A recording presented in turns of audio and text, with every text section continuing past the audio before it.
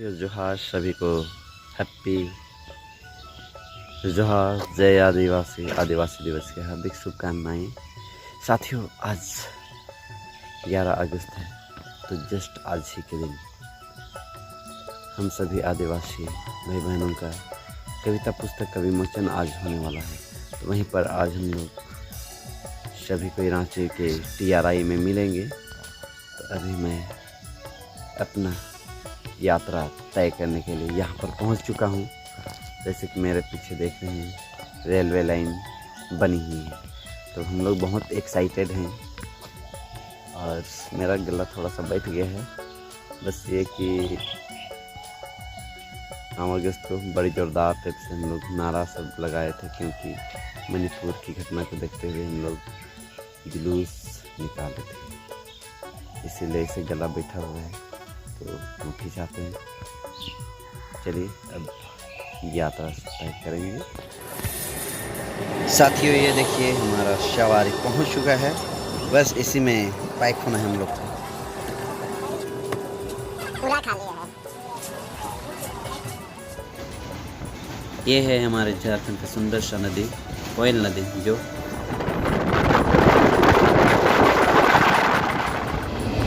साथियों आज मैं बहुत ही एक्साइटेड हूँ, क्योंकि आज ट्रेन में सफ़र कर रहा हूँ, साथ ही साथ अपना पुस्तक भी विमोचन का प्रोग्राम।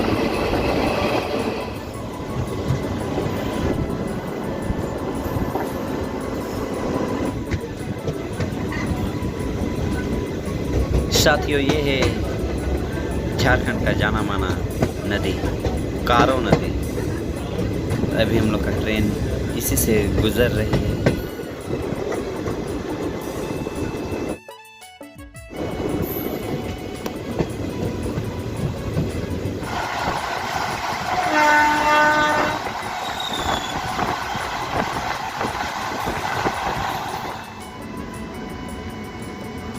हमारी ट्रेन अब हटिया स्टेशन पहुंच चुकी है। ये देखिए हटिया स्टेशन का नज़ारा साथियों। और थोड़ी देर बाद में हम अपना TRI पहुंच जाएंगे। थोड़ा सफ़र करना पड़ेगा। साथियों मैं रांची का हटिया स्टेशन पहुंच चुका हूं, और यहाँ पे ये देख रहे हैं मेरे अगल बगल में ट्रेनें काफ़ी हैं, जब देख रहे हैं ना। तो अब रांची हटिया स्टेशन से निकल रहे हैं दोस्तों। हटिया स्टेशन के बाहर सुंदर कलाकृतियाँ सिटी बस का एंजॉय लेते हुए सफ़र करते हुए। साथियों अभी मैं रांची का मेन रोड में पहुंच चुका हूं। ये देखिए हमारे झारखंड की राजधानी रांची का सुंदर नज़ारा। बड़े दिनों के बाद रिक्शा का सवारी करते हुए आज की इस खास दिन में रिक्शा का भी सवारी हो रहा है, क्योंकि इधर भाभी लोग का घर तरफ रिक्शा नहीं चलती है, इस वजह से कुछ मस्त लगता है। मेरा गला बैठ गया। आदिवासी दिवस को ज़बरदस्त तरीके से मनाने के चक्कर में चलिए बने रहिए हमारे मीडिया आदर्श ब्लॉग पर, और ज़रूर से ज़रूर हमें सपोर्ट कीजिए, आप सब्सक्राइब कीजिए, लाइक ज़रूर कीजिएगा, कमेंट भी कीजिए। आज का हमारा प्रोग्राम आप सब हमको दिखाएंगे। मैं TRI पहुंच चुका हूं, और यहाँ पर पेंटिंग प्रतियोगिता भी चल रही है। तो यहाँ पे जस्ट जनजातीय हम लोग अभी TRI के संग्रहालय जनजातीय संग्रहालय में प्रवेश किए हैं। ये है भगवान बिरसा मुंडा का गांव का दृश्य,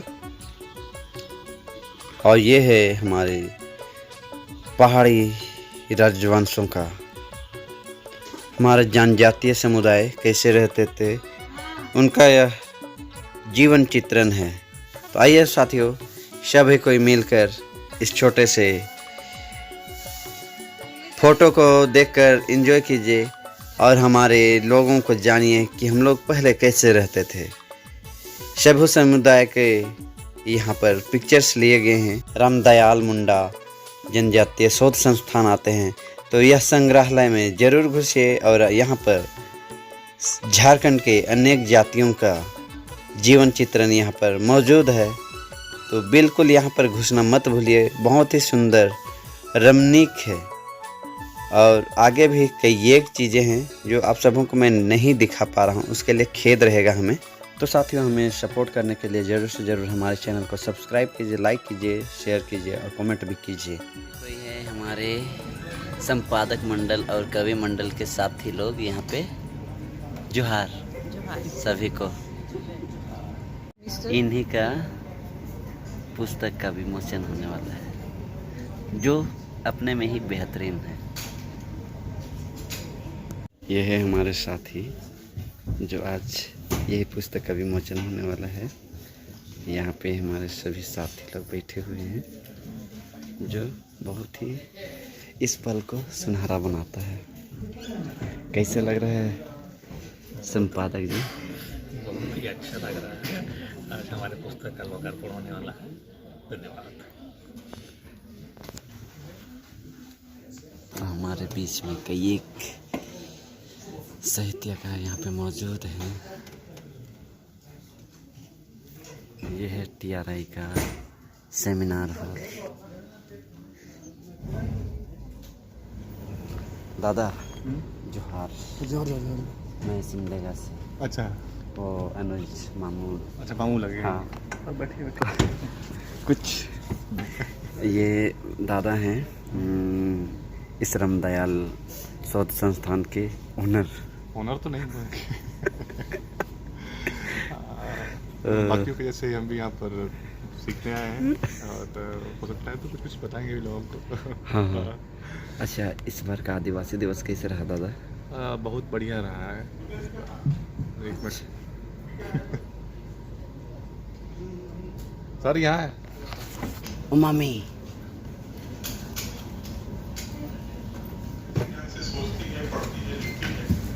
मैं आमंत्रित करना चाहूँगा प्रिय डॉक्टर गुंजल मुंडा जी को कि आए और मंच पे अपना ग्रहण करें।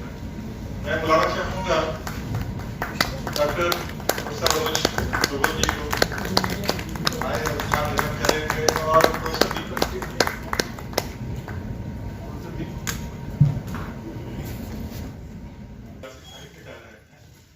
वहाँ भी है। और यथार्थ का अपना सौंदर्य होता है।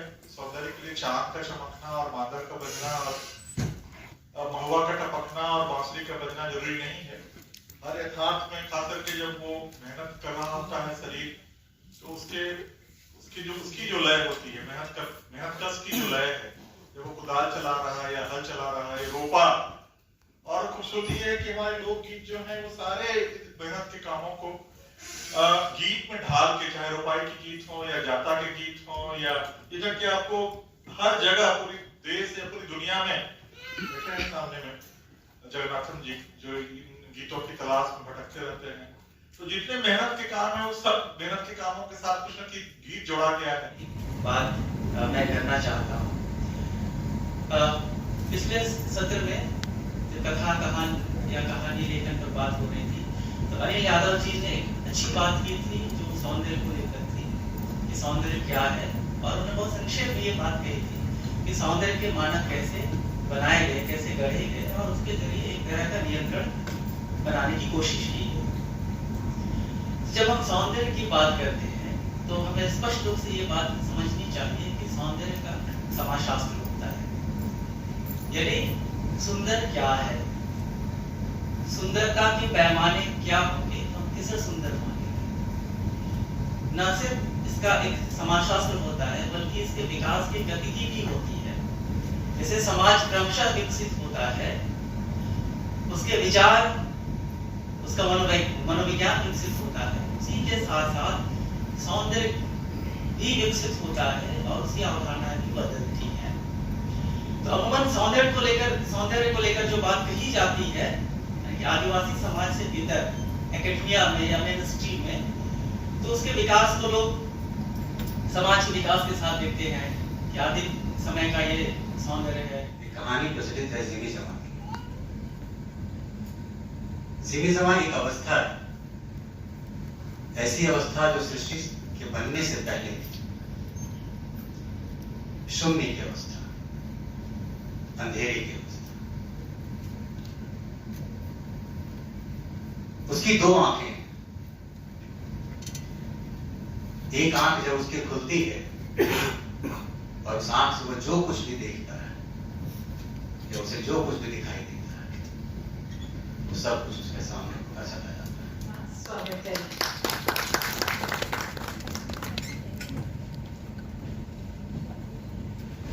झारखंड आदिवासी महोत्सव 2 दिन चलने का था, हम लोग इसको कंटिन्यू कर रहे हैं। उस पर उपस्थित सभी लोग पिछले 3 दिन से हम लोग बहुत पेशेंटली संयम के साथ हम लोग के बीच मौजूद है। तो मैं डॉक्टर शायद बाद में बनेंगे, लेकिन अभी डॉक्टर नहीं है। सेंट्रल यूनिवर्सिटी में हम पहले थे, अभी नहीं है, और हिंदी विभाग में नहीं थे। मेरा विभाग आदिवासी भाषाओं पर काम करना था, इस पर हम काम कर रहे थे। खैर वो क्रांतियां हैं और अच्छा आईटी से तो बहुत फिजिक्स में थे। तो उन्हीं क्रांतियों में से ऐसा आप लोग को लगेगा कि चूंकि सबसे अंतिम में बोल रहा है आदमी तो बहुत महत्वपूर्ण आदमी होगा। मेरा अभी तक जो अनुभव रहा है कि मैं एक जरिया हूँ, ठीक है। जो लोग अगर अपनी कुछ इच्छाएं रखते हैं तो आप लोग बहुत ज्यादा रोमांटिसाइज करते हैं, है ना, औरतों के मेहनतकश होने का। तो उस पर हम और एक स्टेप जोड़ने वाले हैं। तो औरतों को मेहनतकश है, ऐसा नहीं कि नहीं है, लेकिन रोमांटिसाइज कर रहे हैं तो हम जान रहे हैं। साथ साथ उनकी बहादुरी की जो गाथाएं हैं हम लोग उस पर ज्यादा एक्सरसाइज कर रहे हैं, उस पर भी हम थोड़ा बात रखेंगे। तो जैसे कि ने कहा, सौंदर्य बोध होता है, क्या सुंदर है क्या सुंदर नहीं है, बहुत हद तक मार्केट से जुड़ा हुआ है। तो जो भी यहाँ पर डिजाइन आया है आपके सामने, ठीक है, बढ़िया डिजाइन आया है। पिछले कई सालों में over the years Adivasi design इस बार उनका वो भी सामने आ रहा है। जो आइकोनोग्राफी होता है कि एक झलक में हम देखें क्या शैली है आदिवासी है, उसमें यहाँ पर आपको क्या दिख रहा है? तीर धनुष। बढ़िया, युवा साथी बोले तीर धनुष, ठीक है।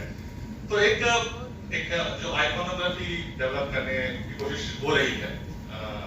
अगर यहाँ पर पॉलिटिकली क्या सही है क्या गलत है आप पर हम छोड़ेंगे हमेशा की तरह, कि अन्य समाज एक हद तक हम लोग को एक आंदोलनकारी के रूप में देखता है।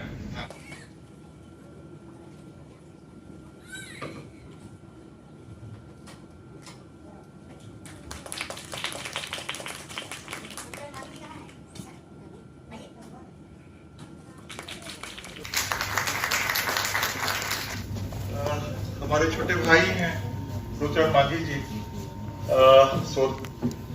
शोध छात्र हैं, रिसर्चर हैं सेंट्रल यूनिवर्सिटी में, अनुज दुगुल जी के ही विभाग में। आप भी आइए मंच पर प्लीज। उनके संपादन में ये कविता संग्रह, इसका लोकार्पण आप तीनों आदमी के हाथ से होना है। खड़ा होकर कृपया इसका लोकार्पण किया जाए। तो मांझी जी की वो संपादन में एक कविता संग्रह आदिवासी कवियों की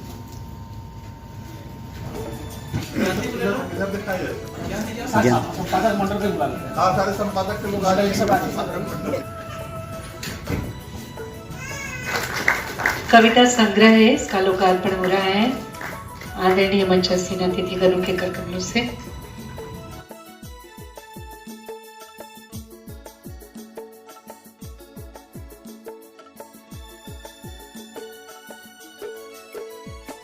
सबसे पहले तो हम लोग सोचे थे कि बहुत कम रचनाएं मिलेगी, इसलिए परिचय के साथ 3 कविताएं मांगे थे, लेकिन युवा साहित्यकार ने कमाल कर दिए और इतने रचनाएं हमें प्राप्त हुई सीमित समय में। तो ये किताब में उनका जो परिचय वाला शायद 10-15 पेज का था वो छूट गया, उसमें दे नहीं पाए। अंतिम पर्याय में आते आते अश्विनी भोगसदा का तबीयत अभी खराब हो गया और उन्होंने इसको संपादित करने में मना कर दिया। जुलाई 30 को बंगला जी का फोन आया और उन्होंने हमें खेत के साथ बोले कि दादा का तबीयत बहुत खराब है और आप लोगों ने जो सोचा है कि विश्व आदिवासी दिवस के ऊपर उसको प्रकाशित या विमोचन करने के लिए ये हो नहीं पाएगा, दूसरा किसी प्रकाशक से बात कीजिए। तब हमने बहुत सारे प्रकाशक से बात की, लेकिन कहीं से काम बना नहीं। इतने सीमित समय में 7 दिन के अंदर में काम करना बहुत चुनौती से भरा काम था, और संपादक मंडल भी उसमें काफ़ी लगे। और अंत में दिल्ली के प्रकाशक कलमकार प्रकाशन ने उन्होंने इस बात पर राजी हुए कि आप जितने बार उसको प्रूव करेंगे, अंतिम प्रूव हम करेंगे, अंतिम प्रूव करने के बाद और एक बार आपको देंगे, और हमारे साथ डेली रात का 8 बजे से 12 बजे तक काम करना पड़ेगा, क्योंकि जुलाई का 31 तारीख का ये बात है। जुलाई 31 तारीख से 5 तारीख तक संपादक मंडल ने उसने पूरे लगन से काम किए, और इसी का मेहनत का फल है कि इसको 7 तारीख तक हमें मिल गया। और इस काम को आगे बढ़ाने के लिए सभी साथियों का, और खास करके रणेंद्र सर का बहुत बड़ा महत्वपूर्ण योगदान रहा कि इस कार्यशाला में जिनको बुलाए थे उन्होंने उसमें सहभागिता अपना बढ़कर दिए, और इसलिए सर से हमारी संपादक मंडल की ओर से बहुत धन्यवाद भी बोलते हैं।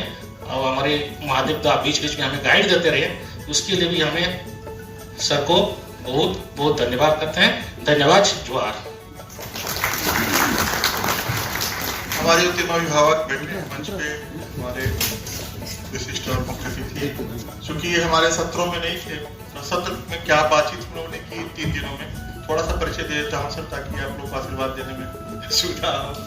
तो विषय हम लोग रखा था कथा और कथेतर साहित्य विधाओं की चुनौतियां एवं संभावनाएं। राज्य उस दिन मंच पे था। फिर दूसरे दिन हम लोगों ने बातचीत शुरू की कि उपन्यास, आदिवासी जीवन को उपन्यास में ढालने की प्रक्रिया, और लोक कथाओं को कैसे हम उपन्यास में ढाल सकते हैं। बहुत सारे लोग बाबू बस्तर के बहुत चर्चित कथाकार हुआ है। साथियों, हमारा प्रोग्राम अब ख़त्म हो चुका है, और आज मैं राहुल रॉय के साथ में बुबई स्टूडियो देखने आया हूँ, क्योंकि राहुल रॉय एक लेखक भी हैं, गाना लिखते हैं, और फिलहाल का गाना जो सातों भैया इन्हीं के द्वारा लिखा गया है। महान कलाकार मौजूद है, मुझे तो समझ में नहीं आ रहा। आपको कादो कीचड़ तो दादा को देना गाने सुना ना। कादो कीचड़ में खेलाते कूदते दैया बड़ा ले रे।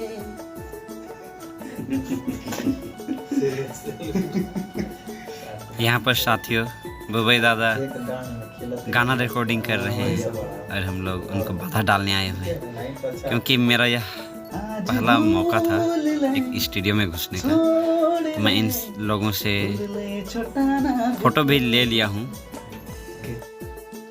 तो ये देखिए हमारा फ़ोटो कैसे रहा, ज़रूर कमेंट कीजिए। और इधर स्टूडियो है, यहाँ पे गाया जा रहा है।